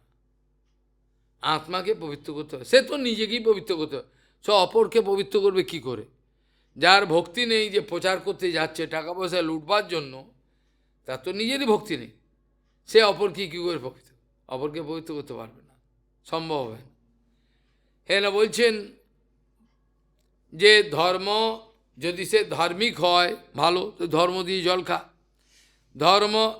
ধর্ম সত্য দয়োপেত, সত্যকে আশ্রয় করছে, বিদ্যা তপস্যান্বিত, ধর্মকে পালন করে, হ্যাঁ, কিন্তু ভক্তি যদি না থাকে, মদ ভক্ত্যা পেত আত্মনম ন সম্যক হ্যাঁ প্রপুনাতিহি, সম্যক রূপে পবিত্র করতে পারবে না, নিজেকেই পবিত্র করতে পারবে না, সম্ভব হবে না। পর্বে বলছেন কথং বিনা, ভগবান বলছেন যদি কেউ দেখো, জড়জগতের এমন ব্যক্তি দেখেছি যে পূর্বে অনেক পাপ করেছে, পূর্বে অনেক পাপ করেছে, করার পর তার মনের মধ্যে কি হলো, সে একদিন ভগবানের কাছে গিয়ে বুক ফেটে কাঁদছে, সে বুঝতে পেরে গেছে এগুলো কিছু নয়, সমাজের সব লোক তাকে ধোঁকা দিয়েছে, দেওয়ার পরে একদিন ভগবানের কাছে গিয়ে একটা মন্দিরে সে কাঁদতে আরম্ভ করছে। যে নির্বেদ প্রাপ্ত হলো আমাদের ওই যে বেশ্যা, কি নাম তার, পিঙ্গলা বেশ্যা, নির্বেদ হয়ে গেল, তীরণ্ডী ভিক্ষুক নির্বেদ হয়ে গেল, বুকটা ফেটে যাচ্ছে, সংসারে যাদের জন্য সব করলাম, আমার স্ত্রী পুত্র, ওরা আজকে আমাকে লাথি মেরে বার করে দিল, নির্বেদ প্রাপ্ত হলো, ভালো হলো, বিষয় যত ছাড়ে ততই তো ভালো, বিষয়কে জড়িয়ে ধরবো, টাকা পয়সা, এটাও তো কামিনী, এটা কি ভালো নাকি, এটা বুদ্ধিমান নাকি? যত আপদ দূর হয় ততই তো ভালো, এগুলো তো আমাকে ডুবিয়ে দেবে না, আমাকে পাঁকেতে ডুবিয়ে দেবে না, পাঁক চোরাবালিতে ডুবিয়ে দেবে, এখন মজা লাগছে, ফুর্তি লাগছে, আমাকে ডুবিয়ে দেবে, তোরা আমাকে তো ডুবিয়ে দেবে, তো লাভ হবে না কিছু, কি পাবো দুদিন, তারপর হাহাকার করবো বুক চাপড়ে, কি হলো রে বাবা। এলো কথং বিনা, ভগবান বলছেন, ভগবান বলছেন, ভগবান বলছেন, ভগবান বলছেন কথং বিনা রোম হর্ষ দ্রবতা চেতসা বিনা, ভগবান বলছেন বক্ষ বিদীর্ণ করে কান্না, চোখের জল, বুক ফেটে যাচ্ছে, কথং বিনা রোম হর্ষ, হৃদয়ে প্রত্যেকটা লোমকূপ খাড়া হয়ে গেছে, অশ্রু জল বইছে, কথং বিনা রোম হর্ষ দ্রবতা চেতসা, আমার হৃদয় দ্রবীভূত হচ্ছে, গলে যাচ্ছে, এরকম যদি না হয়, বিনা আনন্দ সুকলয়া শুদ্ধেদ ভক্ত্যা বিনাশায়, যদি হৃদয়ের মধ্যে অন্য কিছু পূর্বে থেকে থাকে, এখন যদি ভক্তি আসে, তার দ্বারা কি হবে, যতক্ষণ আমার ভেতরে ওই হাহাকার হয়ে ভগবানের জন্য ভক্তি, সেটাতে আমার বুক ফেটে যায়, আবার আনন্দ অশ্রু না আসে, রোমহর্ষ না হয়, তাহলে তার ভক্তি হয়েছে বুঝবো কী করে? ভক্তির তো লক্ষণ হয়, ভক্তি হলে তো একটা লক্ষণ হয়, চোখে জল আসে, সেবা করতে ইচ্ছে করে, ভগবানের কথা ছাড়া কিছুই ভালো লাগে না। কথং বিনা রোমহর্ষ, তার রোমের লোমকুয়ের রোমগুলো খারাপ হয়ে গেল, হৃদয় দ্রবীভূত হলো, আনন্দ অশ্রু পড়ছে। এটা না হলে হৃদয় যে শুদ্ধ হয়েছে কি করে বুঝবো? শুধু কিছু লাইনেরও বোঝা যাবে না। যখন বুকটা ফেটে যাবে, আনন্দ হবে, চোখে মালা করতে হবে, আনন্দ হবে, তখন চোখে জল আসবে অপর জীবকে বাঁচাবার জন্য, এটা ওটা তখন বুঝবে আসল ভক্তি হয়েছে, নাহলে ভক্তির অভিনয় হয়েছে। এই জন্য বলছেন কথং বিনা রোম হর্ষ ধ্রুবতা চেতসা বিনা, হ্যাঁ, বিনা আনন্দ করায়া শ্রদ্ধেদ ভক্ত্যা বিনাশায়। প্রহ্লাদ মহারাজ সম্বন্ধে বলতে গিয়ে বলেছেন, কখনো কাঁদছেন, কখনো হাসছেন, কখনো নাচছেন, কখনো একা একা পাগলের মতো বলছেন, এটা হলো ভক্তের লক্ষণ। এটা ভক্তের লক্ষণ, একা একা। যে শোকে অভিভূত থাকে, যার হৃদয়েতে সর্বদাই শোক, আনন্দ নেই, শোক, তাকে শূদ্র বলা হয়। যার হৃদয়ে সর্বদাই শোক, আনন্দ বলে কিছু নেই। ব্রাহ্মণ দেখবেন সবসময় আনন্দ, হাসছে, মজা করছে, সবসময় আনন্দ। কে শূদ্র মানে মনে দুঃখ সবসময়, এটা শূদ্র। শোকং করতি ইতি শূদ্র, না আনন্দ বলে কিছু। ভক্তি থাকলে তো আনন্দ থাকবে কোথায়? নেই তো। হেন ভগবান বলছেন, দুটো উদাহরণ দিলেন 23 নম্বরে। এবার ভগবান বলছেন 23 নম্বরে, কথং বিনা রোম হর্ষোদ্দবতা চেতসা বিনা, বিনা আনন্দ শ্রুকলয়া শুদ্ধেদ ভক্ত্যা বিনা বিনাশয়। পারপর বলছেন, বাগ গদগদয়া ধ্রুবতে যস্য চিত্যম রোদতি অভিঘ্নম হসতি কচিচ্চ বিলজ্জ উদ্গায়তি নিত্যতে চমদ্ভক্তি যুক্ত ভুবনম পুনাতি। তিনি কি করেন? তিনি ত্রিভুবন, কত শাস্ত্রের প্রমাণ আছে। আমার ভক্ত যখন নৃত্য করে এবং ভূমিতে যখন পদাঘাত করে, তখন ভূমিতে হরে কৃষ্ণ বলতে বলতে নৃত্য করতে ভূমিতে পদাঘাত করে, সমগ্র পৃথিবী পবিত্র হয়ে যায়। আর আমার ভক্ত যখন এর দোভ্যাম দিশৌ, এখন হাত উঁচু করে হরিবোল বলে, তখন ভুবনের মঙ্গল হয়ে যায় সমস্ত। দোভ্যাম দিশোর, হ্যাঁ, দিগ্ভাম দিশোর, চক্ষুর দ্বারা যেখানে চোখের জল ফেলতে ফেলতে তাকায়, সব জায়গায় পবিত্র হয়ে যাবে। হাত তুলে যখন বলে স্বর্গ আদি সব পবিত্র হয়ে যাবে। মদ ভক্ত এরকম ধরনের। এরা বলছেন, বাগ গদ গদয়া দেবতেজস্ব চিত্যম রোদতি অভিঘ্নম হসতি কচিচ্চ।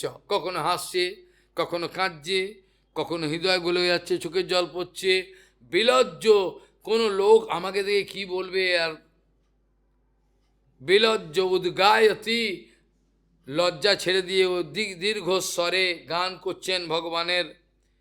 এই জন্য মহাপ্রভু যখন কীর্তন করতেন না, বাহু তুলে পাগল ভক্তদের, কিন্তু বাইরের লোক যখন চলে আসেন সাবধান হয়েছে, বাইরের লোকের কাছে দেখাতেন না। প্রভুপাদও তাই, যদি কথা বলতে বলতে একটু বাইরের লোক থাকলে সঙ্গে সঙ্গে চেক করে, বাইরের লোকের সঙ্গে দেখাতে নেই এগুলো। এখানে বলছেন, বাগ গদ গদয়া দ্রবতেজস্ব চিত্যম রোদতি অভিঘ্নম হসতি কচিচ্চ বিলজ্জ উদ্গায়তি নৃত্যতে চ মদ ভক্তিযুক্ত ভুবনম পুনাত।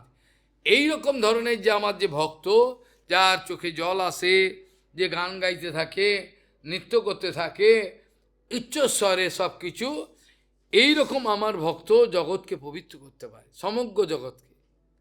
আমার এই ভক্ত যেদিকে যেদিকে তাকাবে পবিত্র। আজ অনেক সময় হয়ে গেছে, আপনাদের অনেক দূরে যেতে হবে। আজ এই কথা এখানেই বিশ্রাম দেওয়া উচিত বলে মনে করি। যথা যথা আত্মা পরিমেজ্যতে আসৌ মৎপুণ্য গাথা সবনো বিধান তথা তথা পশ্যতি বস্তু সূক্ষ্ম চক্ষুষা এব অঞ্জন সম্প্রযুক্তম। বাঞ্ছাকল্পতরুভ্যশ্চ কৃপা সিন্ধুভ্যো পতিতানাং পাবনেভ্যো বৈষ্ণবেভ্যো নমো নমঃ।